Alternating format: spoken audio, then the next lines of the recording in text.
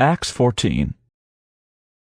In Iconium they entered together into the synagogue of the Jews, and so spoke that a great multitude, both of Jews and of Greeks, believed. But the disbelieving Jews stirred up and embittered the souls of the Gentiles against the brothers.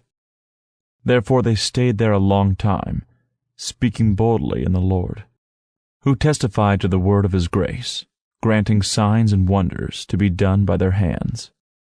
But the multitude of the city was divided, part sided with the Jews, and part with the apostles. When some of both the Gentiles and the Jews, with the rulers, made a violent attempt to mistreat and stone them, they became aware of it, and fled to the cities of Lycaonia, Lystra, Derbe, and the surrounding region. There they preached the good news.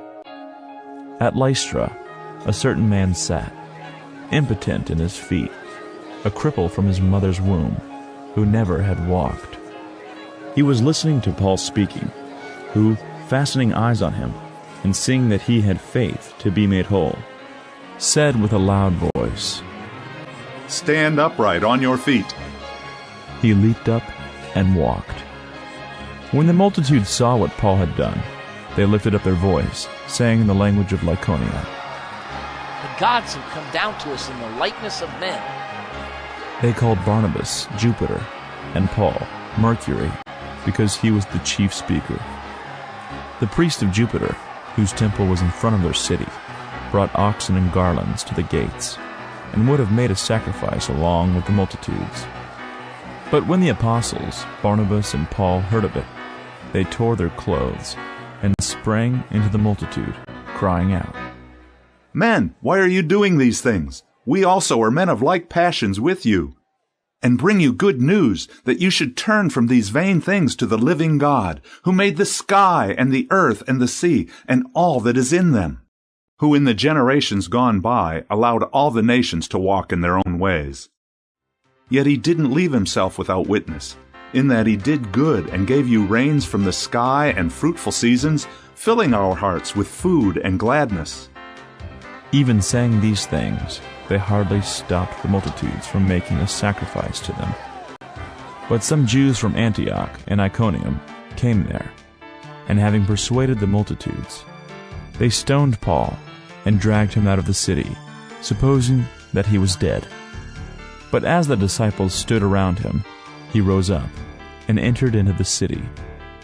On the next day, he went out with Barnabas to Derbe.